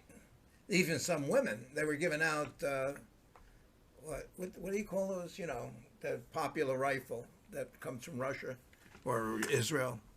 Rifle. Yeah. They've been giving out weapons to women too, and they're trying to get the civilians to fight. And but men and boys are expected to say, it would be kind of, if you were there, it'd be a point of honor. If you're going to run away, why are you running away when your brother and your friends are all staying to fight? And in that, these students are not doing that. They say, "Oh, it's not my fight. I want to get out of here." Well, fine. Wait online, because the women and children whose husbands and brothers and sons are fighting have first dibs on getting out of the country. And then the students, women and children, and then the students. So I don't find it that unusual, because people have some degree of stronger affinity for their kin, for their immediate families and their cousins and their kins and their group. And it's very, very common. I'm sure Alex spends a lot of time, eating spanakopita and other, hummus or any other Greek food, and you know, Chinese people and this and that. So I'm just saying it's a natural characteristic that they have a moral code in that culture. But the other thing is, I think Russia is missing a fantastic opportunity to finally get some positive PR with this by opening the doors in Belarus and in Russia and in Crimea to these black students from Africa. Say, come on in, come over here, go across the bridge, we'll welcome you, and we'll give you a gun, and you can help us conquer the Ukraine. You know, they could recruit from that crowd. And why aren't they doing that? Why are they just going to Poland? Why don't they go to Belarus, Crimea, or Russia? Why don't they escape that way? I don't know. All these migrations always seem to go towards into Europe and go northeast to Germany, places that have the most strongest and most reputable, you know, Sweden and Denmark, the broadest social network, you know, social net. But, you know, so they're not going to Russia or India. They're just going to, let me get into Europe. I feel safer. The closer I get to Germany, the warmer it is. So even though it's more far up north. So I don't consider it that unusual. And that's just the pandering to this thing of, oh, they're racist, they're racist. And you know what else? Some guy was trying to get across the border and they used the wrong pronoun. They said, you know, hey, pal, get him. They say, I'm sorry, sir. I'm his. You have to call me his. You know, I'm trying to make a bad joke with bad taste. It's not relatively important when a country's getting, you know, attacked like this, that the students are dissatisfied with the lack of courtesy at the border. But that's not the issue. Nobody's coming in and lynching people or chasing them out or forcing them to join the army or holding them as a shield, and, you know, to stand in front of them when the Russians come with the weapons. So there's no crime or abuse there. It's just local customs. And that's all. That's the stupid remark I wanted to make. But you see, you guys don't understand something. I edit these videos, so I can go in and anything I like, I don't like what I said. It's gone. It's gone. There's no record. Okay. That's good. That's good. That's good. That's good, right? Okay. That's good. All right.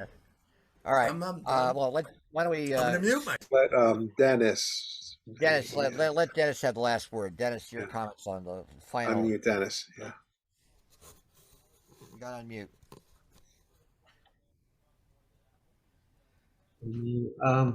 Yeah. I think we really should. I've been saying the same thing over again, but I think we should be spending our time dealing with our military-industrial complex and getting rid of it. And that's a very hard thing to do, but it's like the future is going to be made up by them and us. And we should be, I'll put it another way, we should be protesting that Biden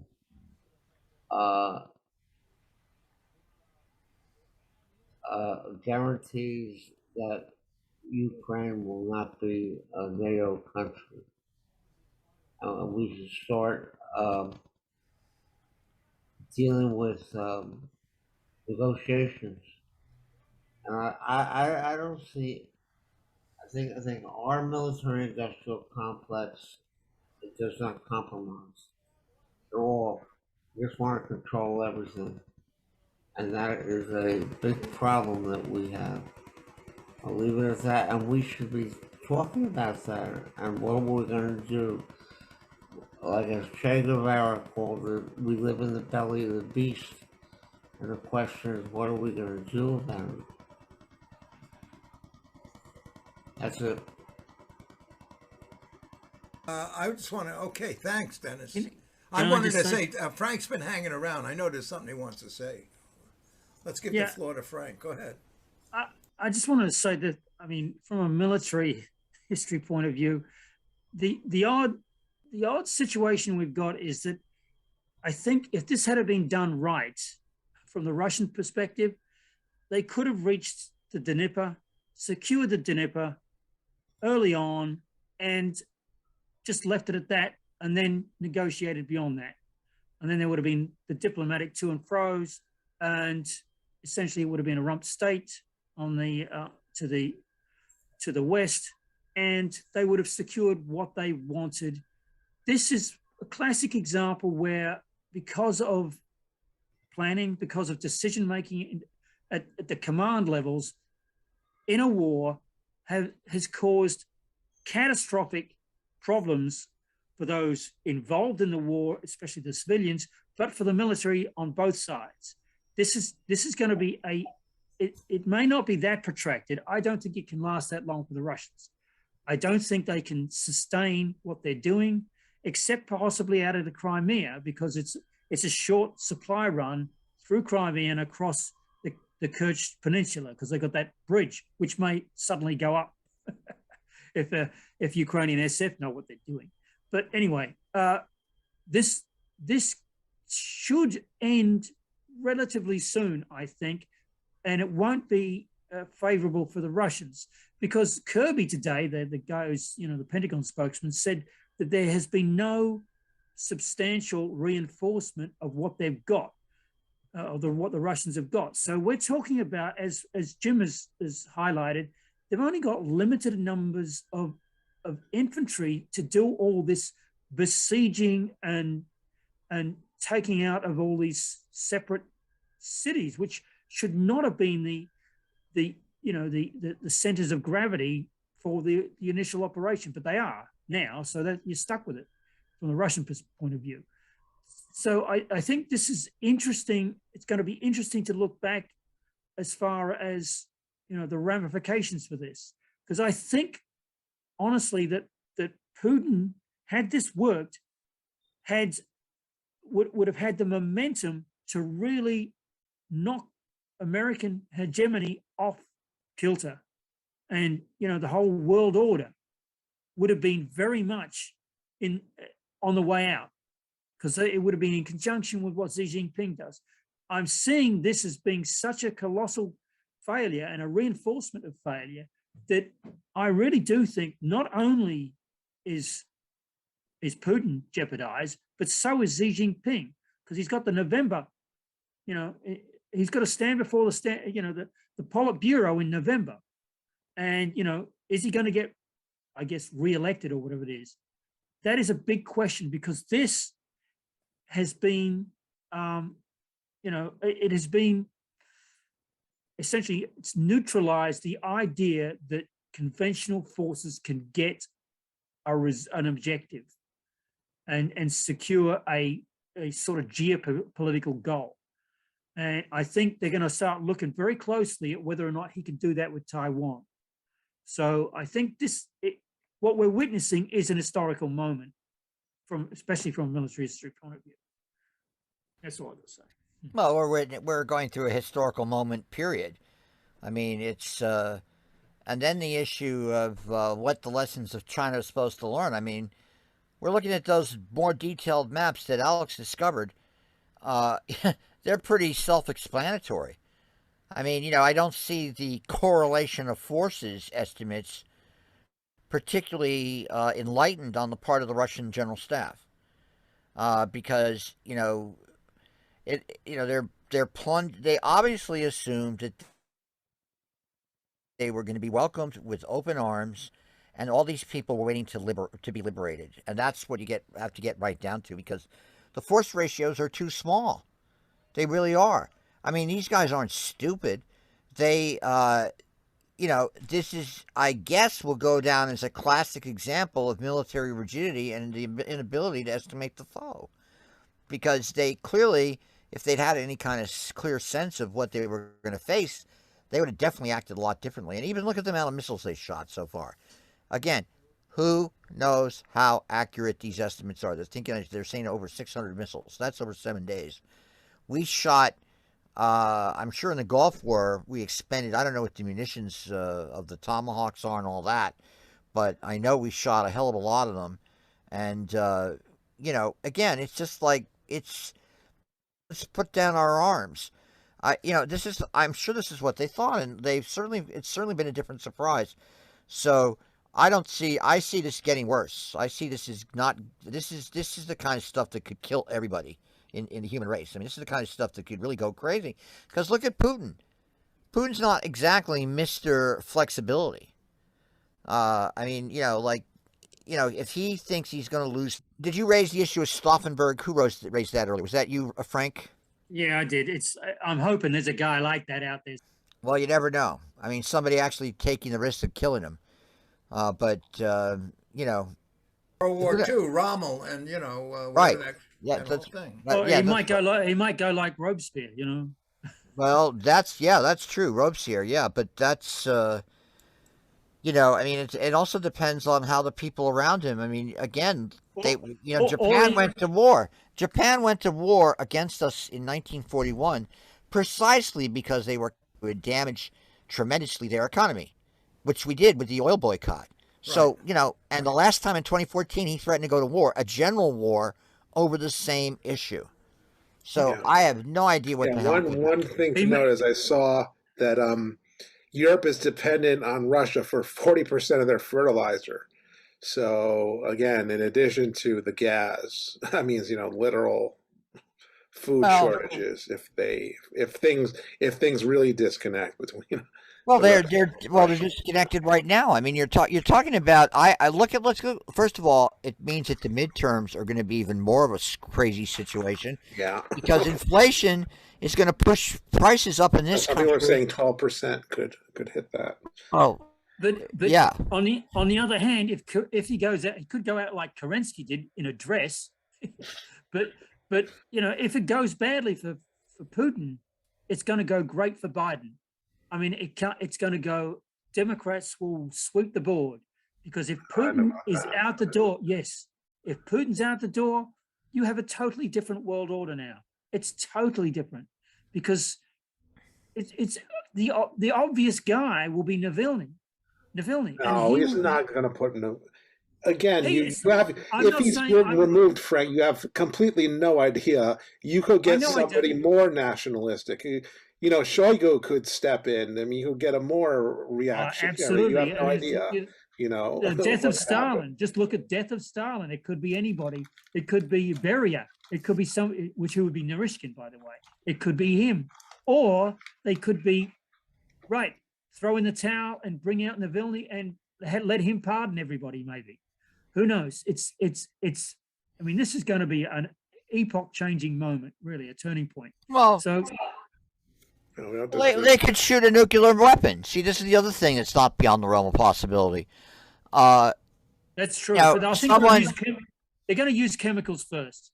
Well, that's what you say. That's what you say. Who the hell knows? That's what they did in Aleppo.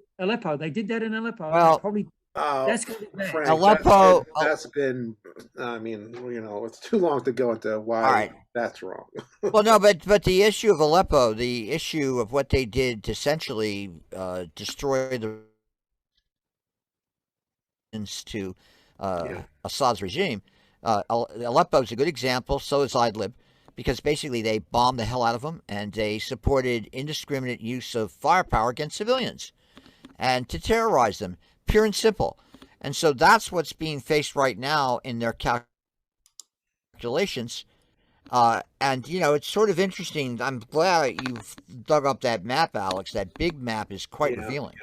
If you can find other stuff like that, let's find it. Well, I think that website we should be using it going forward. I'm glad I ran into it. I was just, looking at different Twitter that was a great discovery. That popped up. I was like, what is this? No, that's the first map that's actually showed a Ukrainian order of battle. Yeah. But anyway, well, let's call it a night. And I did. Anyway, good night and stay tuned. Okay, thank you.